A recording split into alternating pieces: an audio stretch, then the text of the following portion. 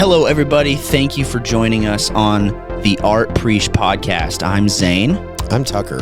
And you'll notice if you listen to episode 1, we have rebranded officially. Yeah, how many podcasts out there rebrand within the first 2 episodes? I don't know. Usually, probably not a lot, but probably very few. This is what happens when you get a multi-million-dollar deal right after your first episode. People are like, "Hey, what about this?" And yeah, we're sponsored by Marcus Theaters. Yeah. Actually, can we say that? I don't know if that's illegal to say. Next time you go to, what's the one? Is it AMC that has Nicole Kidman in them? Yeah, it's going to be us saying, oh, dude, because here, what is it? Here.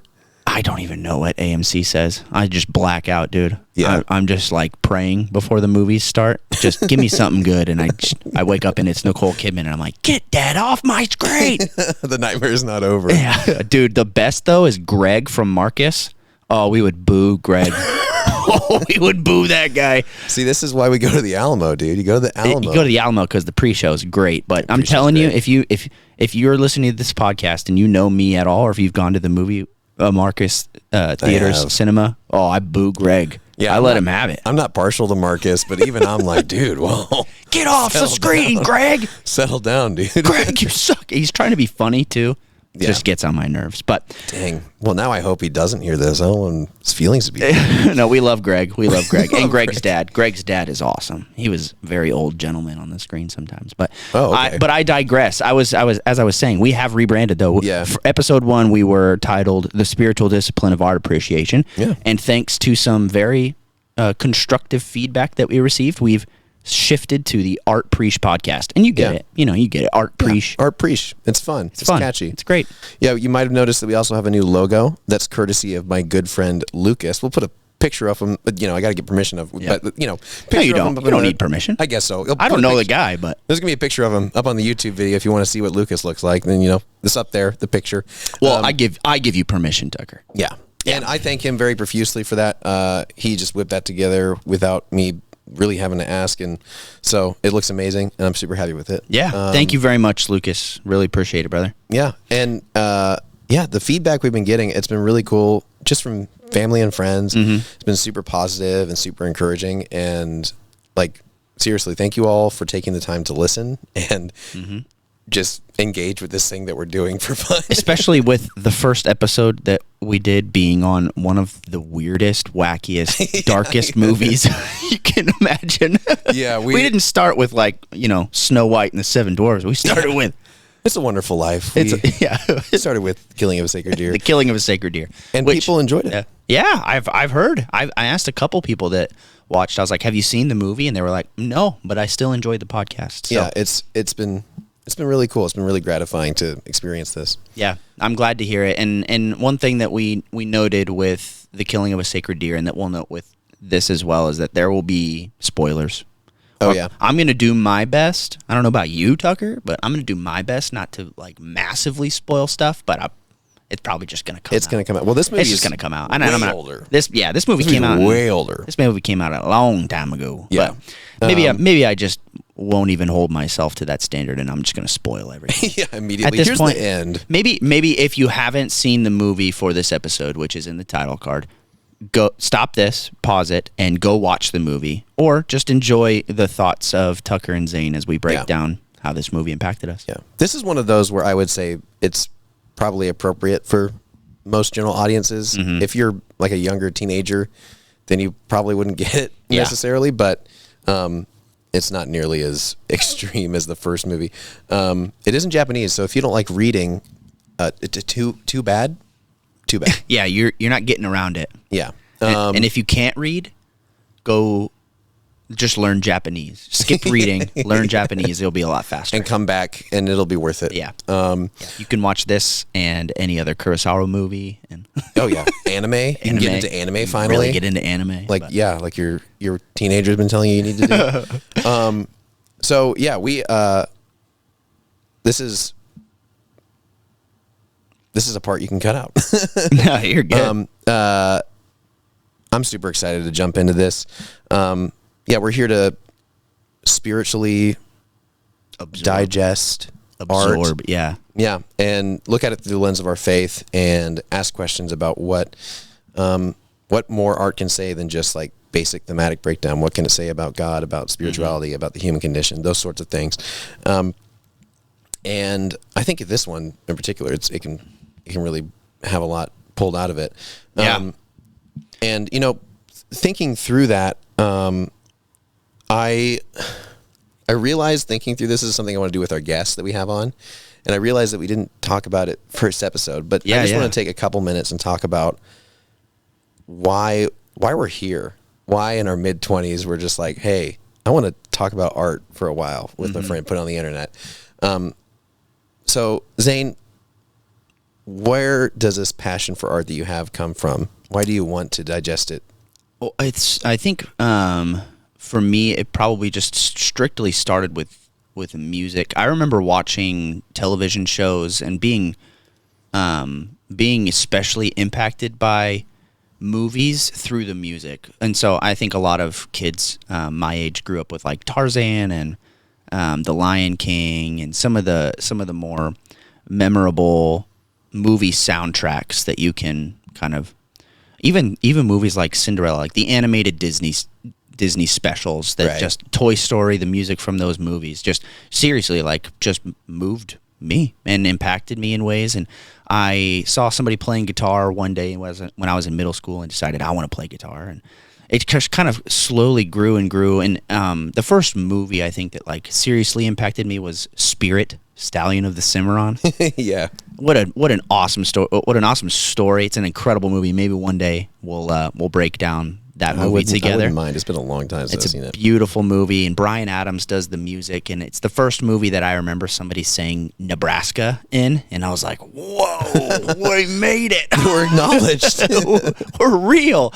Yeah. But and then obviously as I grew older, and I'm a pastor now, but as I was becoming more serious about my faith, I kind of shied away from certain art and certain things because it made me uncomfortable or because I thought it was inappropriate or whatever it may be. And the whole, I wouldn't say the entire root of this podcast comes from the book With All Its Teeth by Joshua Porter, which is something that you should read. I feel every Christian should read it and at least be challenged by it, even if you don't agree with everything that it says. Yeah. But whenever I read that book, I had been kind of exploring, just not just challenging myself with art is one way to put it, but just watching art in general through the lens of my faith and listening to music through the lens of my faith, whether it's stuff that I would normally reach out and kind of try,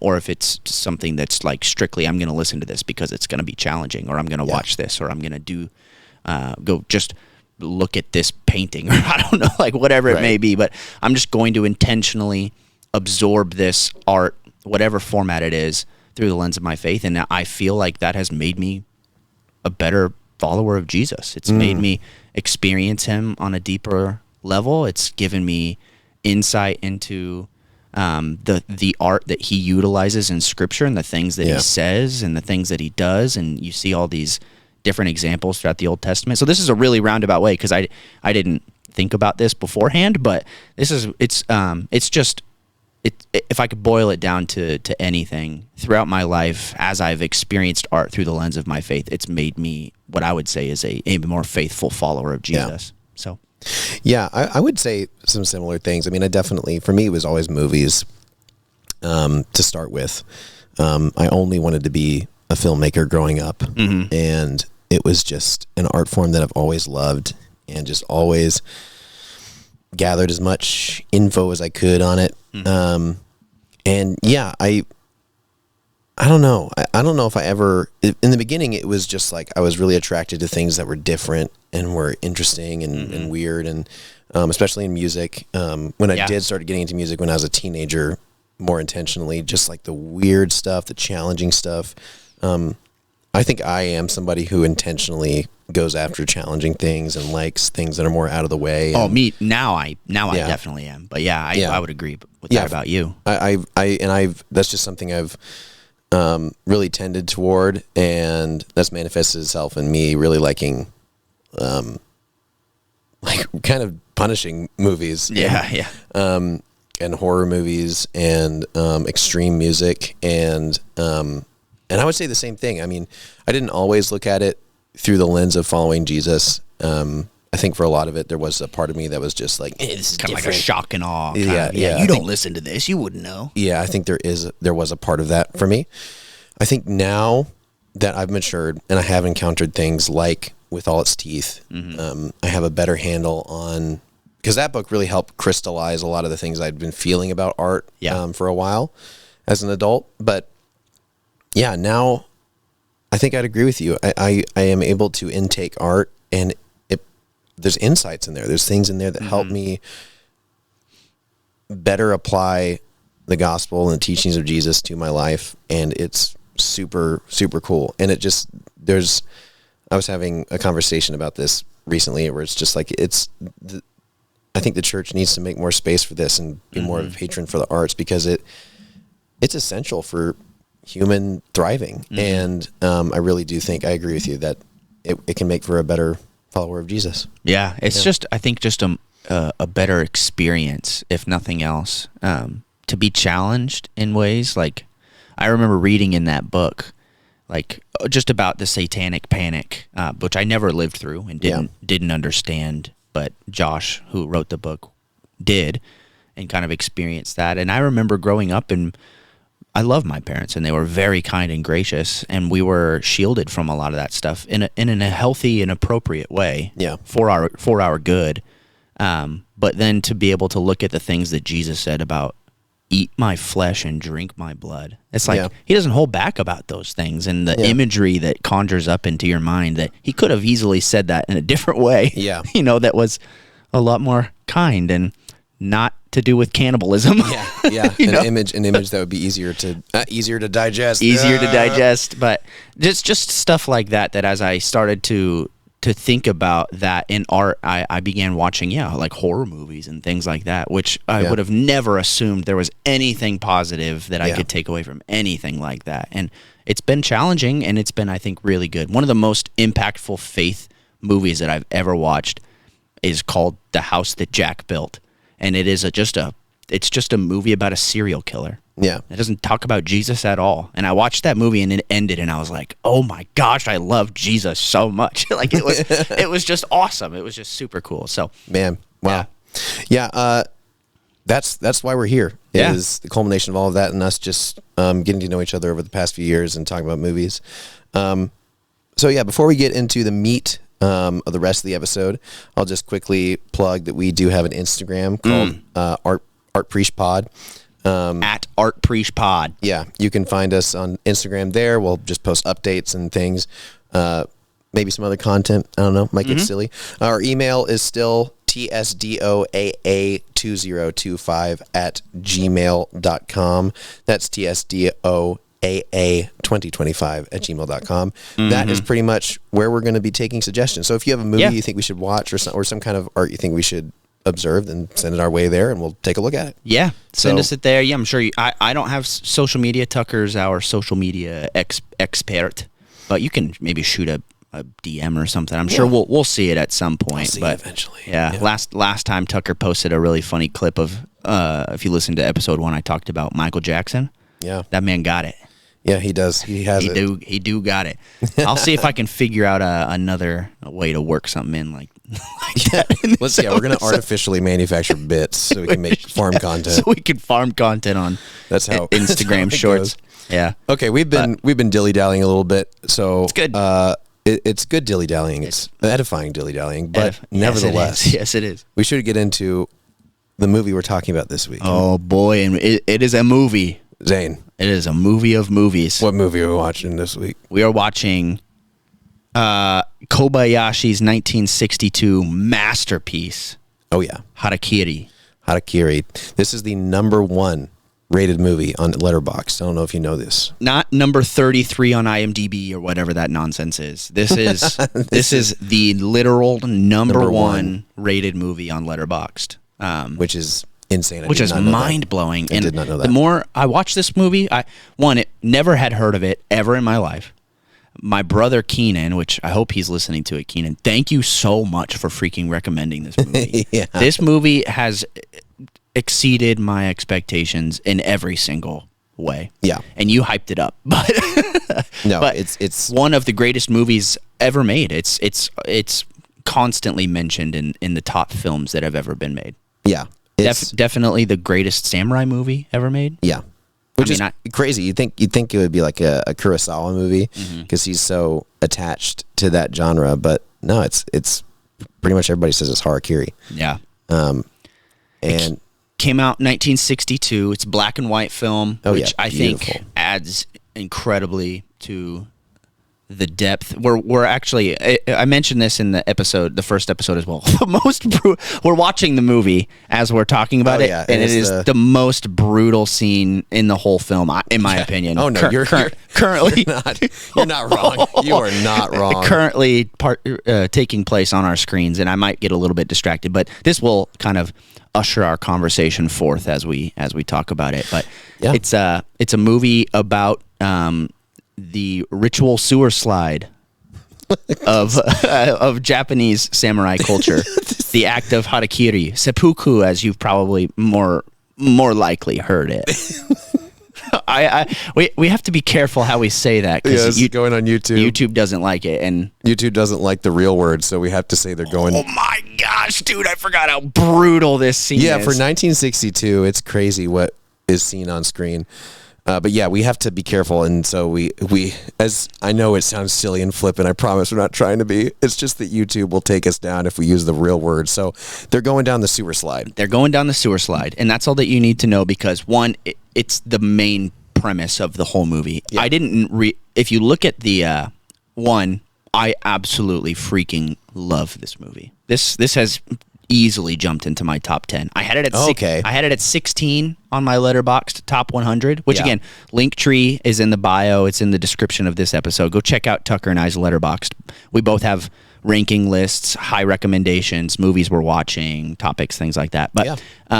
But this movie was at 16, and then I watched most of it again, and I was like, yeah, this is top 10 for certain. Really? I think it's at number 7 currently because the Lord of the Rings trilogy is all in a row. Yeah. So technically I think it's at like 5, but because those all count as one movie in my opinion. But yeah, I freaking love this movie. This movie was so good, dude. Yeah. I gave it 5 stars. Tucker, what were your just general broad thoughts? I liked it a lot. I would say I love it.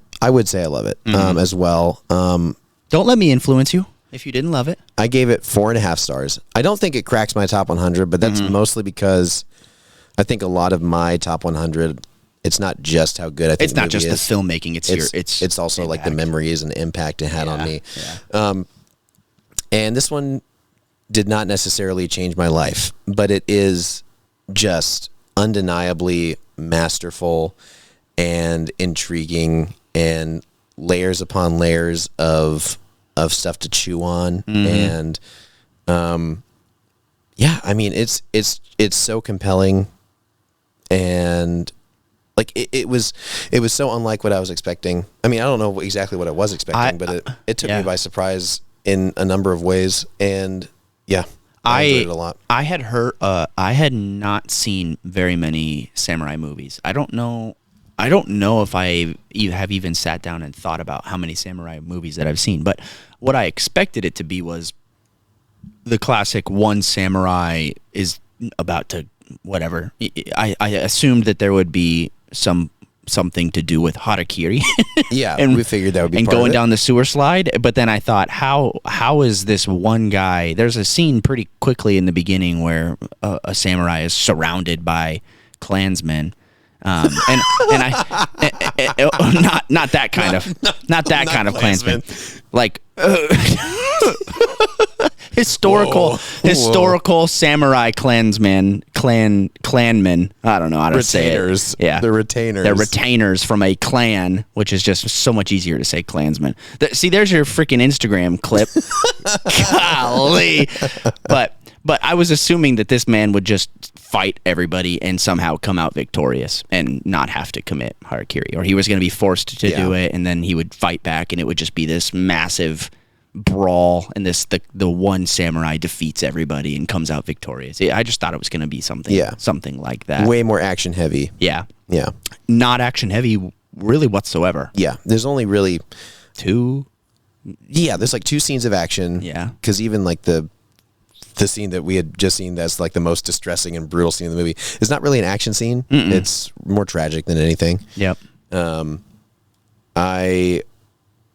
I definitely came in with expectations like that where it's like, when's he gonna bust a move, dispatch some fools. Yeah. There's going to be some wild, epic sword fights, and there's going to be all this crazy violence that happens. I thought it was going to be like a lot of the classic, or like at least one scene of the classic like samurai duel where they like pass each other, and one dude like he swipes his sword and they both look fine, and then like one dude just like bursts open with a ton of blood. Yeah, he's like, none of that. Like his top half of his body like slides off, the bottom half of it is cut in half. It'd be crazy for 1962, but it's just a gore movie. No such thing. No such thing happens. No. Really not bloody at all, aside from one, maybe if you want to consider 2 instances. I would say. Yeah, not at all. It is not a heavily action-packed movie. Yeah. In the sense that physical action is taking place consistently. It is a deep, heavy, plot-driven, story-driven, character-driven movie. And speaking of plot, one other piece of feedback we received is just maybe just provide a summary so people know what they're getting into, and so we can break it down maybe a little more systematically. So we'll see. We're playing around with stuff. We're in the early days. Yeah, we're not getting paid for this. Tucker and I are just boys. We're not movie directors. We're not like we're not actual movie critics. We're not like we have a document in front of us just showing us what we need to talk about, but we're not going to break down the plot, every single detail. We're just going to talk about what we liked and how it flowed together, generally speaking. Yeah. And, if we knew none of you guys are listening, we'd probably still do this. Yeah. So, whatever. Exactly. So what is the plot? How should we talk break this down? This is how, if I were to, I am going to be recommending this movie heavily to people. Yeah, for real. And sometimes I sit and think I want people to watch this movie, so I want to give it to them in a good way that they can take away. Oh yeah, I do want to go see that movie. This movie it is about it's about 2 men who both approach a clan in ancient Japan, which this movie takes place in 1930. So, no, 1630. What was going on? 1962 it came out. 1630 is the opening year that's thrown up on screen. There's a shogunate that has taken control of Japan. It's a time of peace, and these 2 men. The movie starts with one man approaching this clan, requesting to commit Harakiri in their courtyard for honor. Because there's a time of peace, there's no work, he's down on his luck, he has nothing left in his life, and he's going to end his samurai life in the most honorable way by doing this. Right, and that's important for people, because I didn't quite understand this, but like samurais were kind of like knights, like they were lived on their master's land and protected they were a higher caste level system. If you're familiar with the caste system of civilizations, they're not like the lowest totem, like just people, like townspeople. They're nobility. They're nobility. So that means that if their house gets dissolved, like happens to these 2 guys, then they can't become a merchant or something. They can't just do that because it's dishonorable. You can't step down from one caste to another like that. And the way they die, it's dishonorable to die of sickness or to die in some other way, because you're a noble, you're a warrior. So that's why they often go through this ritual of Harakiri, and they have to do it in some kind of noble house. And the higher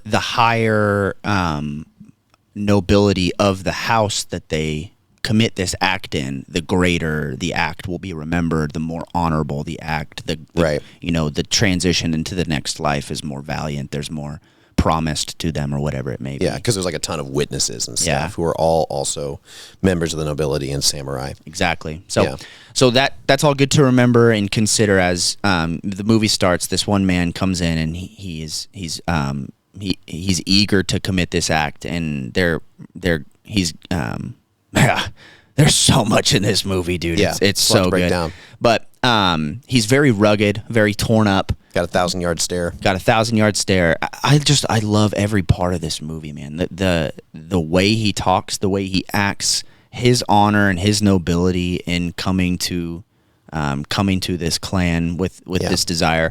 But he's met immediately with a question. Yeah. Do you know? And the question is, there's a gentleman that came in that asked about this. Yeah. Not too long ago. Do you know this man? And our main character's name is Sugumo. Yeah. Which we'll just probably go by individual names. Sugumo Hanshiro, but his name is Sugumo. Yep. And then they ask him, do you know Motome? And he says, no, I don't know Motome.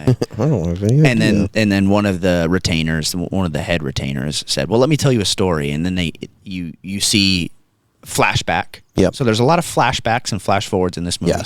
It flashes back to a scene where a younger gentleman who's also kind of rugged, also kind of torn up, comes in what I think is in an incredibly powerful way, says the exact same thing. Yep, it's the same request. It's the exact same request, word for word. Yep. We live in a time of peace. I have nothing left in my life. I've searched for an extra job. I can't find one. I have nothing. I wish to Can I use your courtyard to commit Harakiri? And you, from that point forward, the theme becomes there's multiple men that have done this all throughout this region of Japan, and they're faking it, essentially. Yep. They're bluffing that they're going to commit this act in hopes that the clan will just give them some money and leave. Yeah. Stop. Or take them on as a retainer. Or take and them actually on as a give them retainer. work. Yeah, exactly.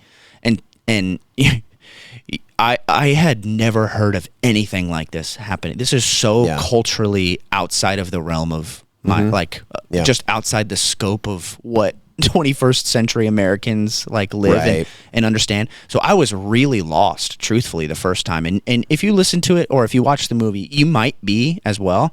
But as the movie progresses, the screenwriting is so good that every bit of information that you need is literally given to you on a silver platter. Yeah. So these stories jump back and forth together, and these two men are intertwined in ways that they both have the same desire. They both have the same life experience. Yep. They both come to the same clan, and they both desire to commit Harakiri. But as the process goes on, you realize this Motome that came a little while ago, they believe that he was bluffing. He comes in, he's very down on his luck. There's a lot of details that we're skipping over, which is good for you to go back and watch. But he believes that he's going to get the opportunity to talk to the lord of that clan, and he's filled with joy. Immediately, he's like, this is amazing. This is so unexpected. But then they say, yeah, that's not happening. You're going to commit this. You got to commit this act right now. And he immediately asks for a couple of days of reprieve. Just let me. I won't leave. I'm not going to flake out on this commitment that I've made. I need a day to go, and I will come right back. And then he says, even if I have in a couple of hours, just give me a couple hours and I'll come back. I'll give it to him. But little do you know that they've taken his swords, they took his robe, they gave him a new robe, and they find out that his swords are made of bamboo. His swords are made of bamboo. Which, I don't know if you knew this, but trying to disembowel yourself with a piece of wood is not easy. No, it's not easy at all. And they think because his swords are made of bamboo, they think this guy's obviously lying. He wouldn't come here with a desire to commit Harakiri with bamboo swords. He's obviously lying. So they force him to go through with it. Yep. Their power and their authority, they say, this is another faker. We're not gonna stand for this. We're gonna make him do it, and he's gonna be forced to do it in front of everybody. And they do it, dude. They force him to go through it. And that is the most brutal scene. That's the most brutal scene that we just watched. As a man on screen, you don't see the blade going into his stomach or anything. There's way more blood. There's a lot more blood than you think there would be in a 1962 movie. So, as we do with movies like this, we want to again warn the content of this movie has to do with going down the sewer slide. So if that's a heavy, hard topic for you, maybe don't entertain this movie right away. But some of the graphic blood is pretty intense. But they make him go through with it, and he really quickly transitions from I need a day to go figure something out. You don't understand why he needs a day away. Yep. To, all right, I'm going to do it. And he does it. And he does it. And he forces himself to do it. And then one of the men that forces him to do it cuts his head off and ends his life in that point. Then it cuts back to... And it snaps back to reality. Our... What's her main character's name again? Segumo. So it cuts back to Segumo. Because remember, that whole story, that whole sequence is being told to Segumo by the lord of the clan, by the head of the clan. So essentially it comes back and he goes, hey, that's what happened. What do you think about that? He just literally says, what are your thoughts? And he goes, He's like, what do you think about that story? Because he's trying to figure out, he's like, maybe this guy's bluffing too. Yeah. We can do the same thing to him. They think that Segumo is bluffing. Yeah. But he says, that's very unfortunate. What a shame. He says, well, what a shame that something came to that point. Yep. And then they ask, what are you going to do? And dude, I love how just direct this movie talks about the act. It's so direct. Yeah. He says, what do you mean about this? And he actions he's cutting. Mimes. Yeah. But he doesn't say about this, but he literally says about this and does the mime action of cutting open his stomach. And he's like, I came here with every intention to die. Mm-hmm. I'm not gonna flake. Oh, yeah. Not gonna leave. And they do the same thing. They offer him a new robe, and he stops them and says, "There's nothing that would befit the fall of a low warrior than to die in the clothes that he came. Like this is what I came in. This is what I'm gonna go out in." And then it cuts to the scene where then he's in the courtyard. They take him to the courtyard. He's about to commit the act, and he has his own story to tell. And then. Yeah, there's a bunch of interruptions that he makes where it's awesome. There's within the ritual. There's a second samurai who cuts off your head in the process to quickly end your life if you're still suffering, which is, I guess, some kind of grace that's extended in those moments. Yeah. And then there's another couple of samurais that have a very specific role in that. Right. And he makes a request at that point that he wants a very specific samurai to be his second. Yep. And he makes another request because that gentleman is not available. And then he makes another request because both of those gentlemen aren't available. And all three of the gentlemen that he requests are unavailable because they're, quote, sick.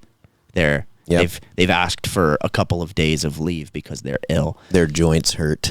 And this is the point where it becomes clear that this guy's... It feels janky. Something's wrong. It's not just a coincidence. He says, surely this can't be a coincidence, right? What a crazy thing to happen. And then he starts cackling like a maniacal, crazy person. He's about to commit Hara-Kiri in this courtyard, and he's just looking through the tops of his eyes, just cackling at this man as he's walking back into his home to try and figure out what's going on. Yep.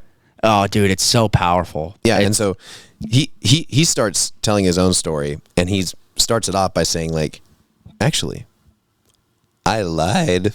I lied a while back. I actually knew Motome. He was really... He says he was of some acquaintance to me. He was of some acquaintance to me. And that's an understatement. Dude, the understatement of the century. So it turns out that Motome was a young boy who was the son of Segumo's best friend. At the house they served in. And Jinnai. Chijiwa Jinnai is his name. And Segumo's daughter played with Motome when they were kids. And so... they grow up. Eventually, Motome marries Segumo's daughter. The house gets dissolved. They're looking for work. Eventually, they just become... Segumo takes up umbrella making. Mm-hmm. His daughter makes fans. Mm-hmm. And Segumo is widowed. He does not have a wife. His wife has passed away. He has one daughter. Her name's Miho. Yep. And then she has essentially one friend, and that's Motome. Motome. And Motome gets taken into his house because Motome's father commits Harakiri after the house is dissolved. Yeah.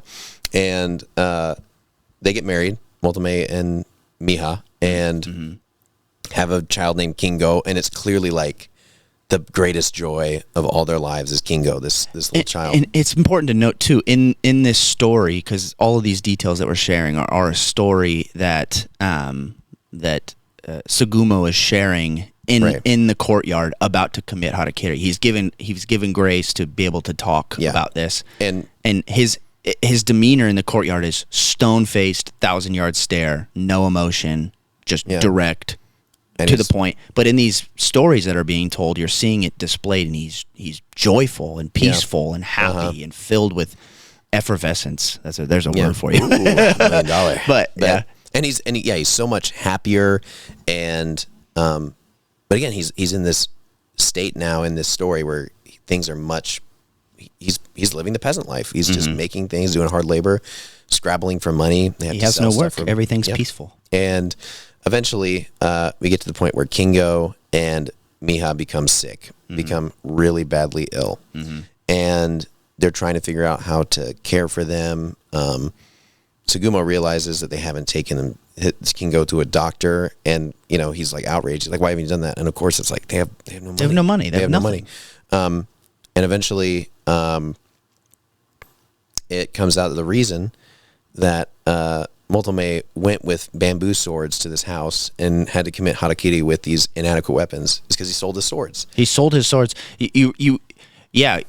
So the reason, again, try and connect the dots just a little bit more directly. Tsugumo knows Motome because Motome was essentially his son, because he absorbed him into his family after Motome's father died. Motome marries his actual blood daughter, and then Motome comes to that clan with a desire. He essentially believes that he'll be able to find a retainer that will lend him money. Yeah. He doesn't intend to actually commit Harakiri. Yep. He intends to talk to somebody, get a little bit of money, but he had sold his swords in order to pay for a doctor to fix his wife and his son's illness. It's just when that moment is revealed in the movie, I think it's just absolute heartbreak. Yeah, it's because like punch. You find out that he had sold his swords after they bring his dead body back to Tsugumo, and it's his dead body, and he opens the blade and it's the swords, and he says, "You even sold your swords to try and care for Kingo. Like you didn't. You did everything that you possibly could, and it ended with your life." Yeah. Which again, like samurais, their sword is like an emblem of who they are. It is their honor. They would never sell it. They would never sell their sword. Yeah. But he would never have been able to use it because there was nothing to use it for. It was just peace. And his honor had to take a back seat for the needs of his family. Yeah. At this point they realize, oh shoot, he's not here like out of shame. He's here for something else. He's here because he has nothing left, and who knows what he's going to do next. And Tsugumo gets up and at the end of his story and reveals that he has taken the top knots of all their hair. He hasn't killed knots. them. Nope. But the 3 men who were unavailable to be a second, he has taken their top knots, hunted them down and taken their top knots, which is also great shame, reason to commit Harakiri. It's essentially their sword. They're equally valuable in the samurai code, the Bushido code. Like if you lose your sword, you commit Harakiri out of shame. Yeah.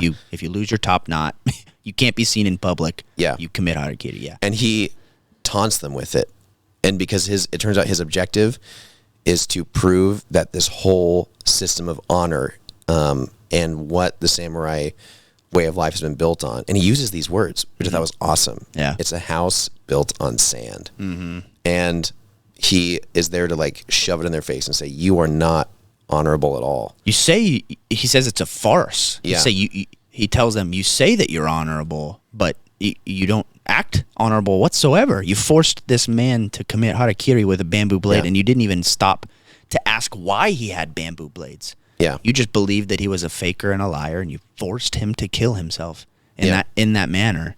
Yeah. That is insane. Yeah, that's so brutal. Yeah, and he comes to them with this, and that's why he's here. He's here to like.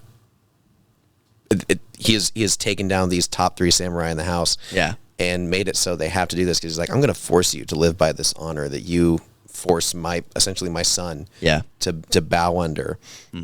And that's when they've had it. They've had it. Yeah, they're done. And the clan, the house that are surrounding him, they're listening to this story. The head retainer says, "Enough, kill him." Like, this is ridiculous. Fight ensues. He he manages to kill a few of them, but he is greatly outnumbered. And at the end, the big culmination of it, he's severely wounded. He grabs this regal, beast-like set of armor that is like the central. It's the first shot of the movie. It's the first shot of the movie, and it's in mist, and it's got a light behind it, and looks very mythical. It's holy. Yeah. They hold in reverence. They kneel in front of it when he arrives because they're like, it's their ancestors' a suit of armor, and they're like, sorry that we've defiled the house by bringing this dirty Ronin in here. And at the end of the movie, he picks up that armor as one of the last things he does, and he throws it on the ground, and it shatters apart. Oh. Yeah, it's so good. And then they come in, and they shoot him. Yeah, they can't even kill him. These samurai, they say the retainers have never seen war. These samurai can't even kill him with swords. No, they have to shoot him. They're all about honor. They're all about valiant. They're all the three. So one thing that's important to recognize is the three men that Sugumo requests to be his second are the three men that he takes the top knot of. Yeah, and those are the three men that were most prevalent in forcing Motome to commit Harakiri with the bamboo blades and not listening to him. They were the most abusive. They were the most authoritative. They were the most whatever it may be. And those are the three men that he cuts the top knots of that, eventually you come to find out that those three men are forced to commit Harakiri. What's beautiful is the power structure that they used to kill Motome is exactly the power structure that comes back on them. That comes back on them, and they're forced to. It's just so beautiful. And then the theme, we're kind of getting into theme now a little bit more and kind of what those overarching things kind of mean throughout the story. But the suit of armor being picked up and kind of shielding behind it and then throwing it on the ground, and then even before Sugumo is shot, because they can't kill him because they're not actually good swordsmen like they've been built up to be. They're fearful, they're frightened, they're childlike. They can't control this one man. He commits Harakiri honorably. He kneels down and he commits Harakiri, and then they come in and then they shoot him afterwards, which is just crazy. Yeah. And then they say essentially that didn't happen. There's no retainer in the house of Igi that could be killed by a wayward, low-trodden Ronin. They set the armor back up. They set the facade back up. Yep. They put the farce back on. And then they say that they all died from illness. And that's the end of the movie. Yeah. That's the end of the movie. A lot of details skipped over in there, but that's okay. And please go watch the movie. Yeah. Before we get into thematic analysis, I'm so excited to jump in and stuff like that. There was a remake. Yes. In 2011 called Hara-Kiri, Death of a Samurai, directed by Takashi Miike, who is a prolific and bonkers director. It's actually one of the most restrained movies he's ever made. And me, I just want to quickly talk about it because I would recommend it right alongside the original. Yeah. And as a matter of fact, I was telling you there's something I was going to save for the conversation. Yes. Might surprise you. I prefer the ending of the remake. Really? Yeah. Wow. So in the you prefer the ending of the remake to the original. So there's mostly it's the same plot to a T. Yep. Like exactly the same things happen. Yeah. And there's only a few. I think it's a really good example of a remake in that way that they make little choices that some are, I would say some, like you put in your review, some are more impactful. I think Miho committing Harakiri with the wooden blade that Motome, which doesn't happen in the original. I think that's powerful. In the original, she just dies of her illness, and it's so heartbreaking. It's so heartbreaking. But the most important change that they make is that.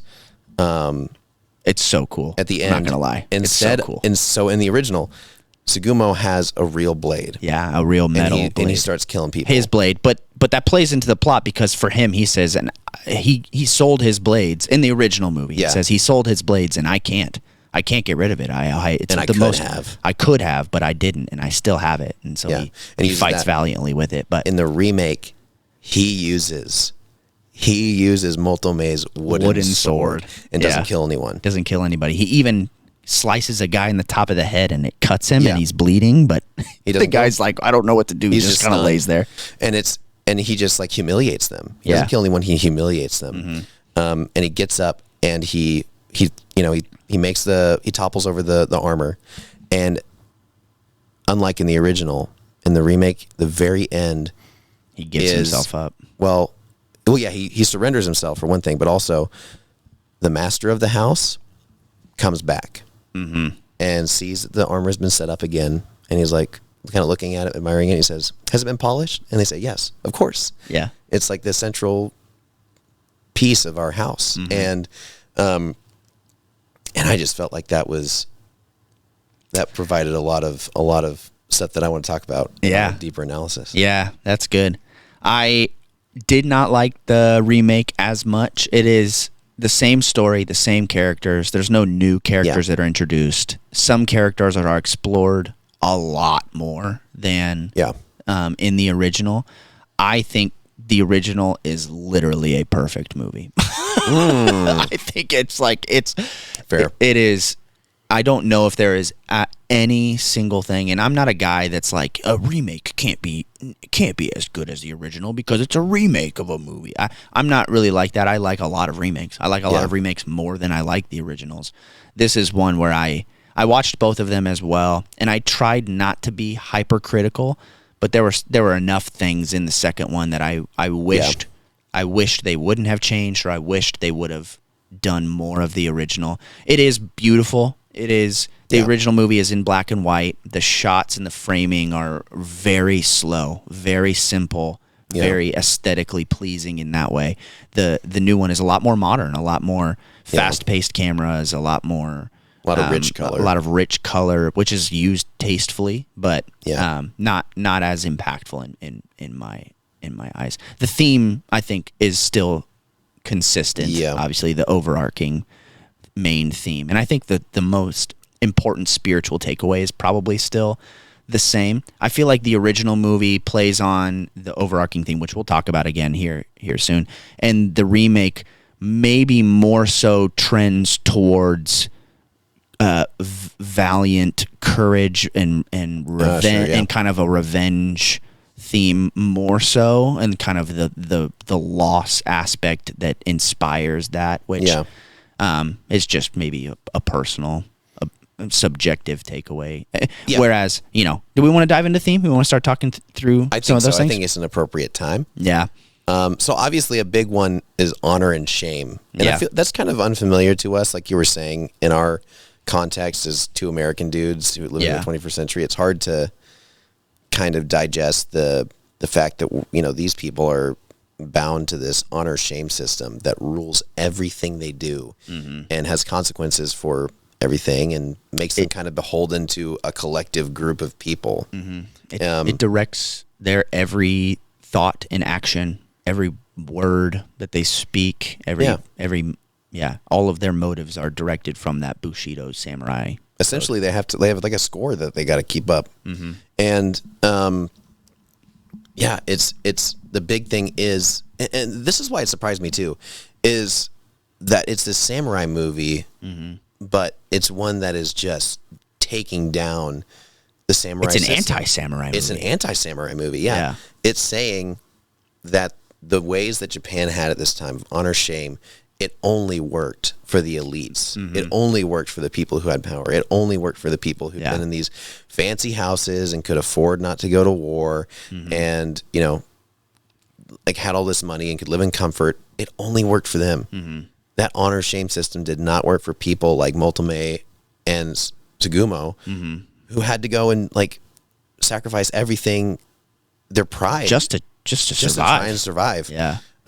Like literally all that they had to do was not die of tuberculosis. That was their existence. The assumption is that it's tuberculosis. She's coughing up blood and things, but I mean, he's making umbrellas and trying to keep his daughter and grandson from dying. Like that's his existence. That's all he has. Yeah. And he is a samurai. He is the higher level nobility caste, and he can't make it happen. He has nothing that is going in his direction. He's just descended so far below that he has no ability to exert any amount. He even tries to go and work. He even tries to find a job, and they say there's not enough work for the townspeople. Right. Like there's not enough work for you. What are you talking about? Yeah. And they tell him to go away because it's just. And I think he's broken down, like, again, like it all goes to show that those systems were farcical and didn't work for people, because, you know, it gets to this point where obviously to the viewer it's like, well, his duty to his family is what's most important. Mm-hmm. All this stuff about honor and shame, it doesn't matter to him now. Like it's totally like can't fit into the life he's living of just subsistence and trying to make sure that his most beloved people don't die. Yeah. And I love that. It took me by surprise so much. Yeah. And was really just talking about like the greater honor is in being somebody who takes care of your family and who does good. And who shows grace and who shows mercy and humility. And I wrote down a bunch of themes that stuck out to me, just like even individual words and phrases like I was so struck when he said that line about house built on sand. I was like, oh yeah, dang. I mean, it was like straight up right out of Matthew. yeah. I mean, like courage and sacrifice and love and loyalty and justice. I mean, the things that are just continuously prevalent. There's a lot of scriptural kind of comparison to the Pharisees and the Sadducees that I think you'll want to talk a little bit more about.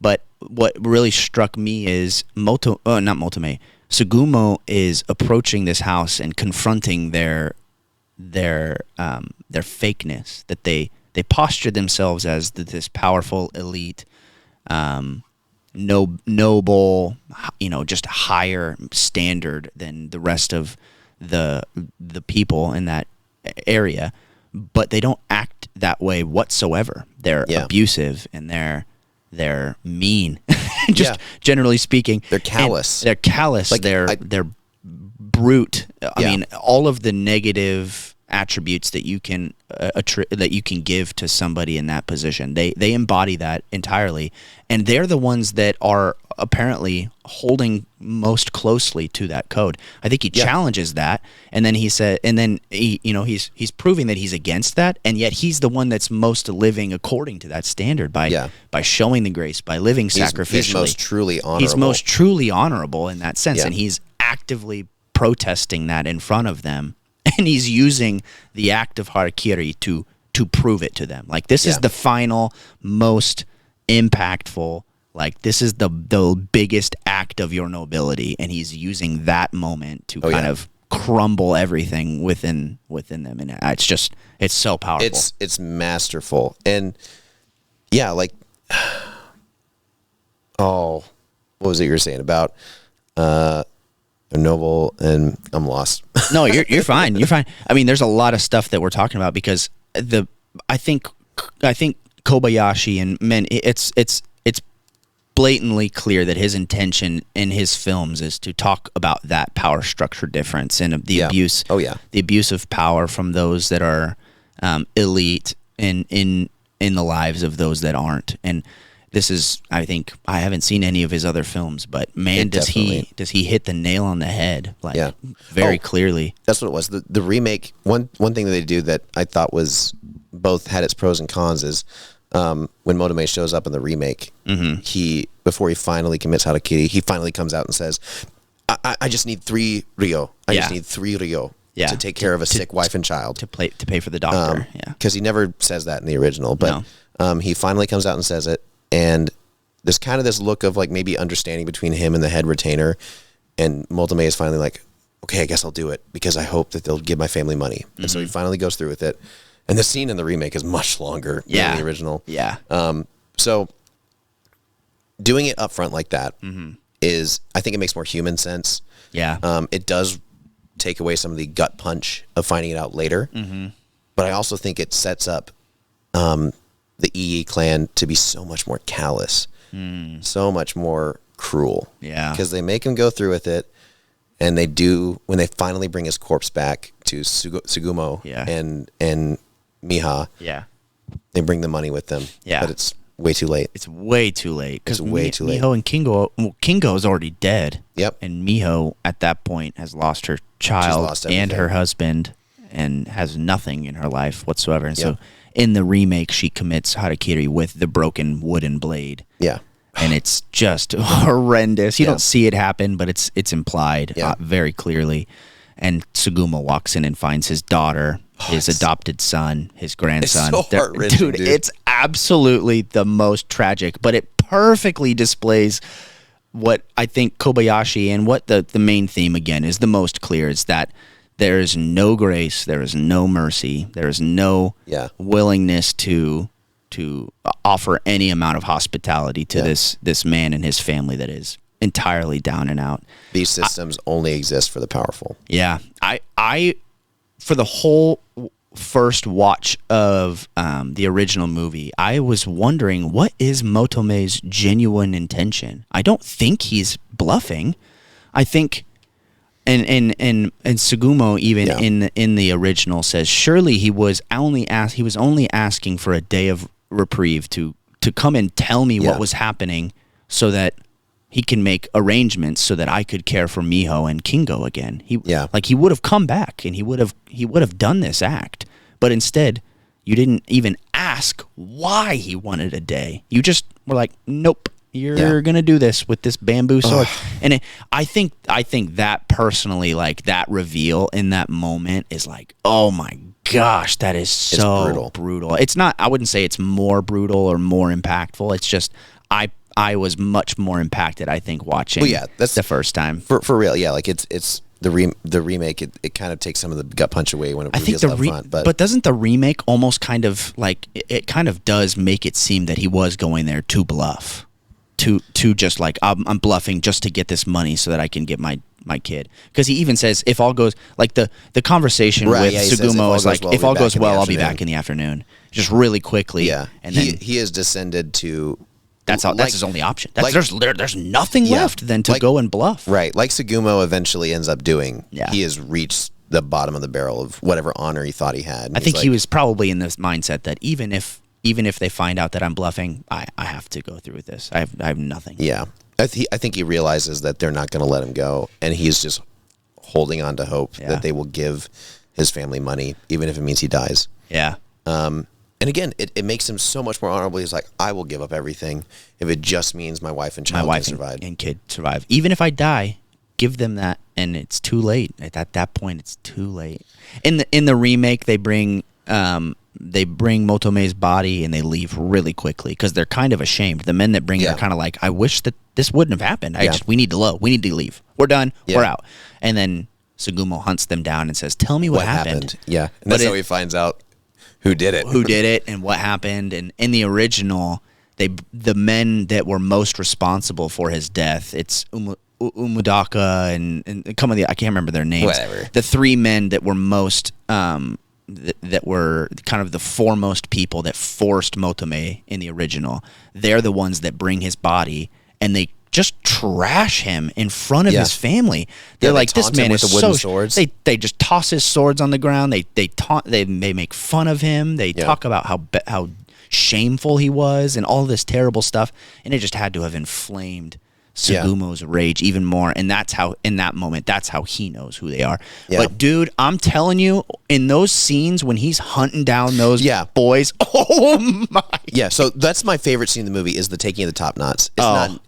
If there's one weak point in the remake that is easiest for me to acknowledge, it's that the taking of the top knots is not nearly as cool. No, it's just like original. It is kind of a 1-on-3, really quick sword fight. But the original, my homeboy stalks these brothers, dude. It's so the shots, the cinematography in this movie is unreal, dude. Oh my gosh, when he takes Omodaka's top knot in the wheat field, oh my that's gosh, some of the coolest stuff I've ever seen. The not even that fight, the walk to that fight is gorgeous, dude. The way it's blowing in the wind. The way it's blowing in the wind. Shot. The camera is moving, but the men are stationary, framed, and the camera is just pacing with them, so it looks like they're not even moving on the camera, and everything around them is it's just stunning. And they're staring each other down, and it's so intense. But he takes, so you find he takes the top knots of the other two men who, again, whenever Tsugumo is about to commit Hara-Kiri, those two men are postured as like the greatest swordsmen like not when Sugumo, when Motome is about to commit Harakiri, those two men are postured as the greatest swordsmen in the clan. Yep. Like they're the most valiant, they're the fiercest warriors. And then slowly, as Sugumo is taking their top knots, they act like fearful, coward babies. They're just shameful, and they're like kind of fighting, but they're sweating and they're scared. And he doesn't kill them; he just cuts their top knot off. Yeah, but he stalks them down. The movement in those scenes, the physical movement as the characters are running towards each other or running. One character is running full speed at the camera while one man is just standing ready to receive that battle, dude. It's just, it's my gosh, it gets me fired up, dude. It's so cool. It's so cool. Yeah. And yeah, he kind of comes out almost like this like specter of vengeance in the original. You don't really quite know where he's coming from. There is one scene in... Oh, sorry. Continue with the original. Well, and in the remake, it's just... There's a lot more exposition that would probably make it easier for a modern viewer to, like, get into what's going on. However, I think it does... That's another thing that might be a weakness, is that it's just like, well, the original didn't really need all of that to be effective. But yeah, without it, it's just like... Sugumo just kind of comes out of nowhere. You know his story, but still... It just kind of comes out of nowhere. Yeah, they're like, who the heck are you? And he doesn't even say anything. He just pulls his sword out and starts going it down. The scene in the remake, which we're kind of jumping back and forth. It's worth watching both. Yeah. I would recommend starting with the original. Oh yeah, me too. And then watching the second. I mean, you could do a double feature, watch them the same day, and it would be well worth your time. Yeah. But my favorite scene in the remake is when all the stories have been concluded and you realize the climax is about to take place in the remake, and Sugumo is confronted.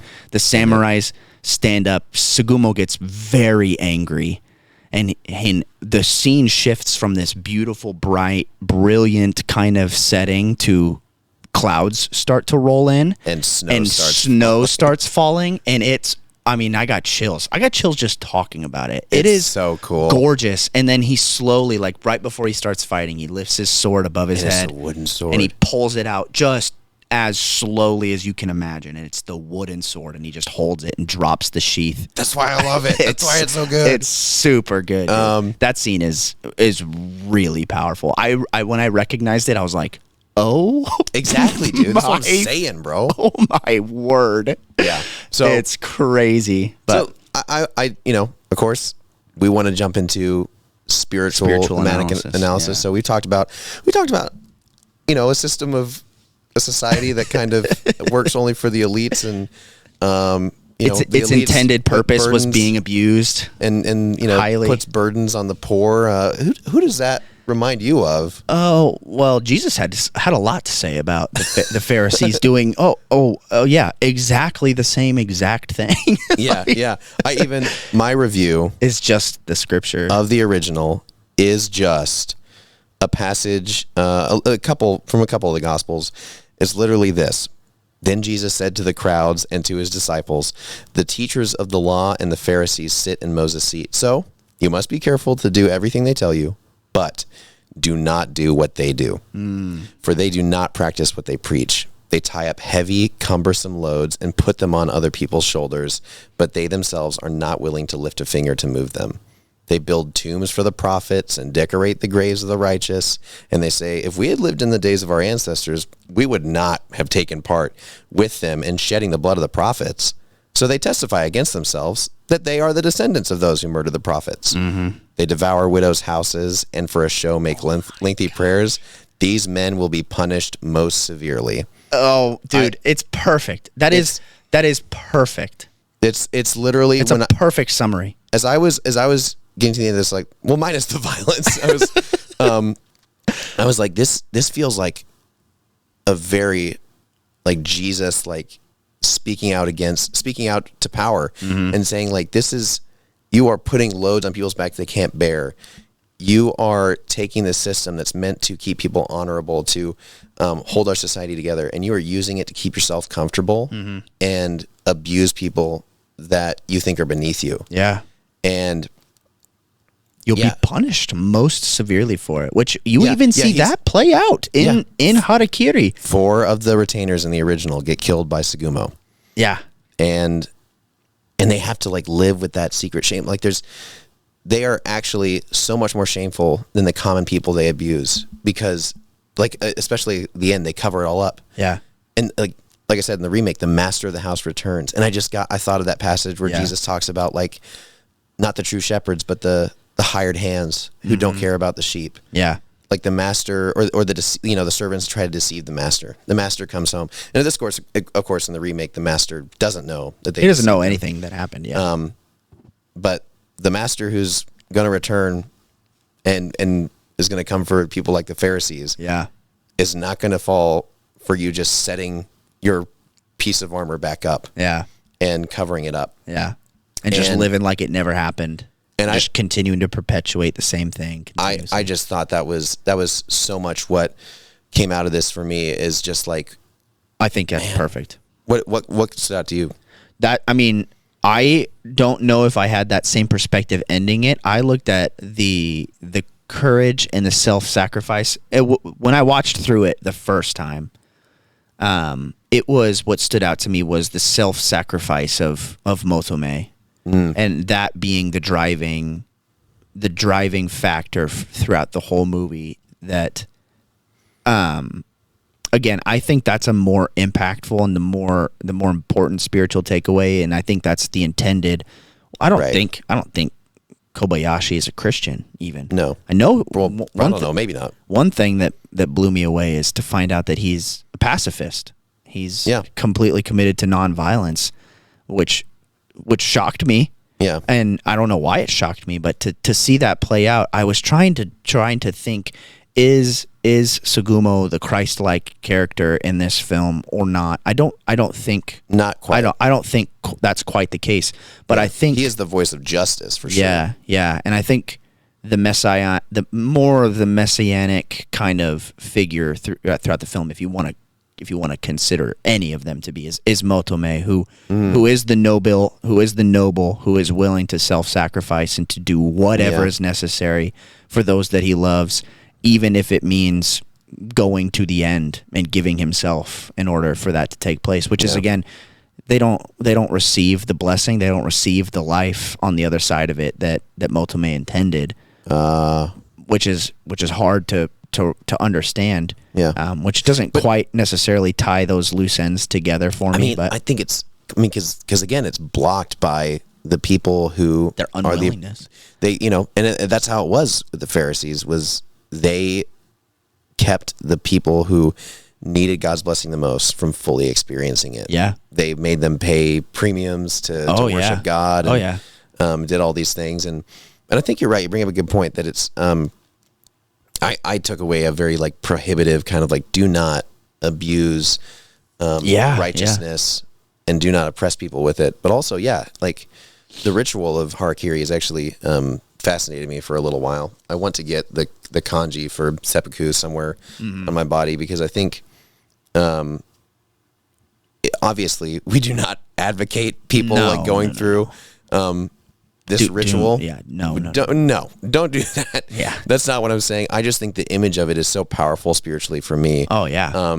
Because what you do is you disembowel yourself and somebody else cuts off your head. Yeah, and I just think that's you disembowel yourself in the shape of a cross as well, which is you empty yourself. Yeah, you empty yourself, and somebody else takes away your authority. Yeah, like the seat of your will, your authority is removed from you by somebody else. Yeah, and I just think that's such a powerful image for the Christian life and for following Jesus, is emptying yourself and having your authority removed. Like you have no power on your life anymore. No, and Christ alone. And you want to do that.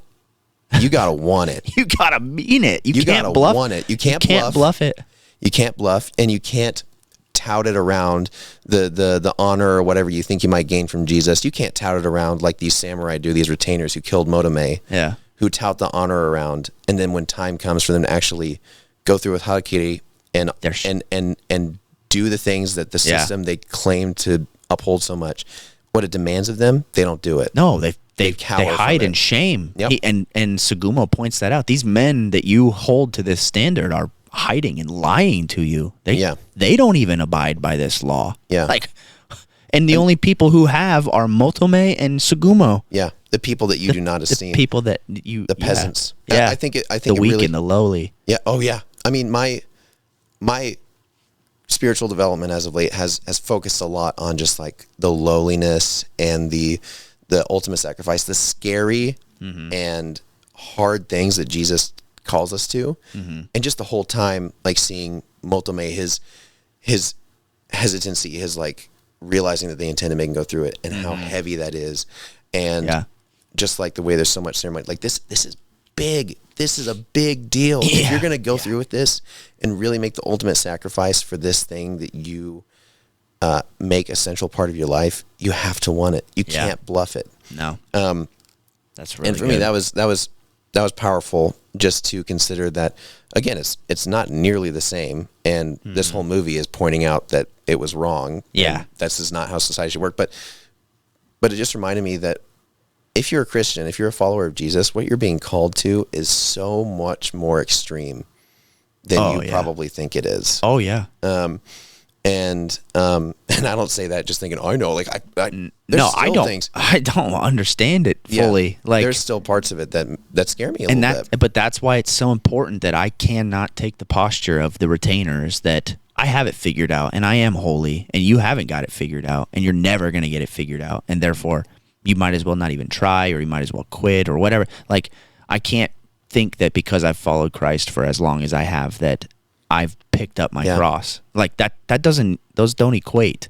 Like, it's a daily, every moment of every day picking up my cross and bearing that as much and as frequently as is humanly possible. Right. And obviously we fail in that consistently, but that shouldn't deter us from continuing that burden alongside our brothers and sisters that are doing the exact same thing. Yeah.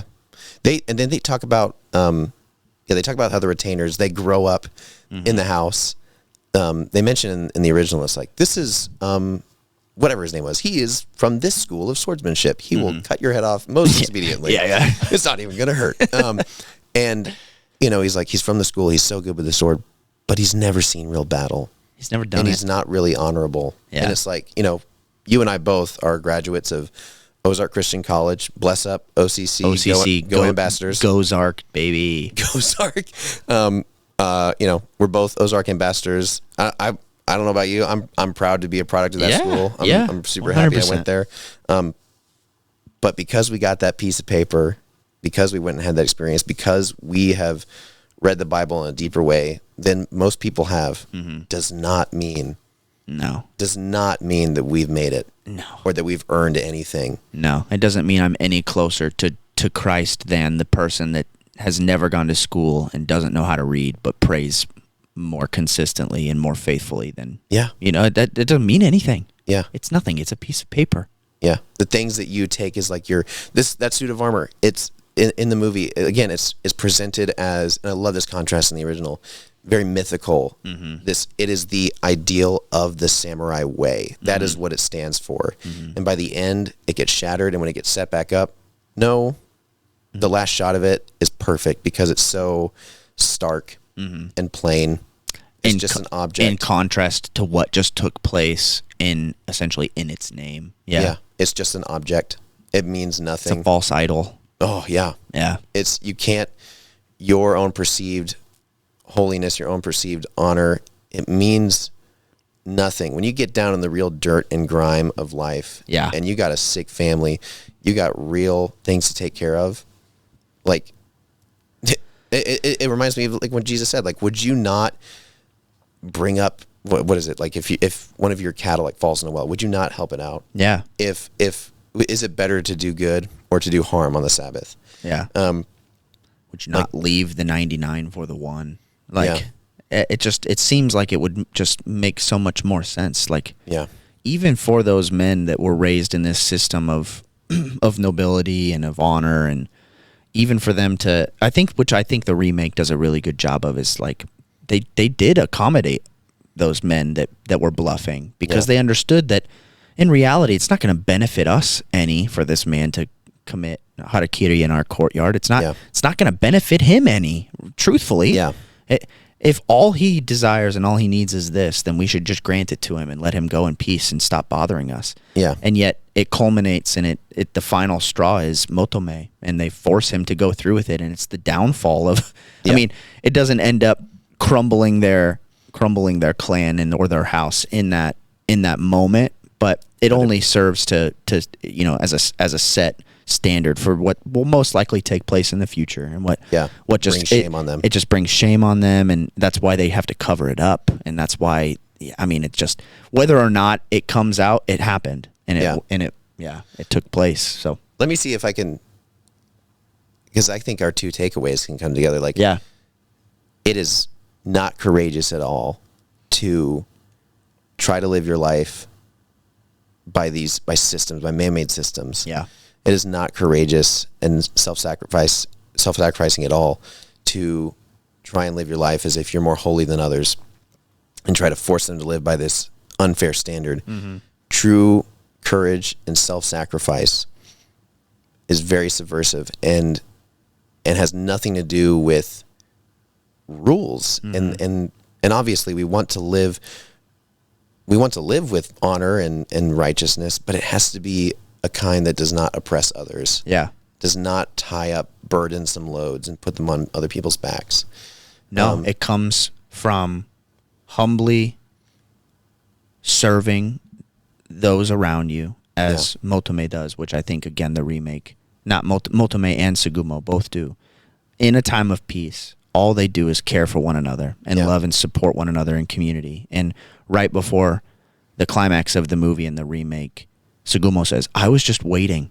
I was just waiting for spring. I was living my life. I was just living my life waiting for spring. And this happened to me. It looks like that. It looks like living your life waiting for spring, praying and serving and loving and being kind and ultimately laying down your life for Christ. I mean, picking up and bearing your cross daily and every moment. Yeah, that's really, really good. Man. That was great. It's things like this. It's like things like this, like talking about it and expanding it, and a lot of just verbally processing through the stuff like that makes it even more impactful, and it makes it like every Christ follower should watch this movie and have that same thought process, whatever it may be. Like maybe that's more. It's a pretty broad generalization. You don't have to watch this movie, but I can tell you, for me to personally watch this movie and have that takeaway, it makes me love Jesus more. It challenges me. It makes me think, like, gosh, like I have to examine myself. Am I anything like those retainers? Am I anything like the clan of EE? How often do I ignore people like Motome and Sugumo? Mm-hmm. So that's totally really would recommend. I think this is very useful for spiritual formation, this movie and its remake. Yeah. I think you can take a lot away from it and be challenged by it. Yeah, I agree. I think it's a tough one to swallow, and I'll definitely be watching it. I mean, I want to start building a habit of watching movies like this and like other movies that have really helped me in my spiritual formation more consistently as a habit of prayer, of scripture reading, of not just consuming everything the world has to offer and trying to parse it and piece it together to fit a mold or whatever it may be, but a movie like this that has deeply impacted me, I will revisit, and I'll encourage other people, and I want to talk about it, and I want to pray through the themes that we've talked about. That, I want to hold myself in light of those men and of the way that they acted, and of those structures, and of how I fit into that versus how I'm called to a different standard of love and peace and kindness and faithfulness and mercy and grace and all of the things that come from what Sugumo and Motome represented. So, man, what a joy it was to watch this one and talk about it with you. Oh, my gosh, dude, one more thing before we sign off. How long do you think you'd last in one of those samurai fights? I would last probably... I could probably get a couple clinks in before I'm taken out. I'd probably get a couple I'd probably bat a couple swords out of the way. I'd say 15, 16 seconds. Oh, if you're like ganged up on like he was? Oh, yeah, 50. Give me 10 seconds. Before I'm gone. Yeah, I'd get hit within 4 seconds. Dude, I'm not. I feel like I'm not alert. I'd tough it out. I think I'd be gone pretty quickly. Yeah, I'm dead so fast. Yeah. There's no way. Even against those pansy retainers, I think I just would I'd be dropped. Well, pretty quickly. Your aura and your physique and you just bleed macho. So it's just, I don't know. They probably crumble at the sight of you. They crumble at the sight of me. Who is this white boy? Just you. Now I'm just imagining you with a sword, like angry, and these men like running away in fear. Oh man, if that happened, I mean, hey, if anybody wants to challenge me on the street, we can test that, but don't actually try to harm me, because then things will go in your favor very quickly. I'm not going to respond. I'm nonviolent. Thank you. yeah, I'm not. I will also not respond, but you may get something out of the experience. You may have fun. I don't know. Yeah, and then you can go watch Hara-Kiri and be convicted. Yeah, you'll realize the error of your ways when you watch Harakiri. Yeah, and you'll be like, "Dang, he was right." He was right. That's good. This was wonderful. Remember, we're on Instagram, we're on YouTube, Spotify. Give us a rating, give us a follow on Spotify or Apple. It really does help us out. It means the most just to see the engagement. And next episode, which will be coming in a couple weeks, is going to be about another movie. And if you like my boy Denzel Washington, you may be very happy. Do we want to just leave it on that cliffhanger where it's a Denzel Washington movie, but we're not going to tell you what, or do you want to tell him? Yeah. And in the meantime, may you find a community of people to enjoy art with. Yeah. May the Spirit of God move through you, and may Jesus, the Son of God, speak to you through the art that you digest. And may it be a joy. May you come to know God the Father more through the art that you are able to experience with others. Because that's what we want out of this. Yeah, that's exactly our desire. Yeah. That's good. Amen. Amen. See you next time. See you next time.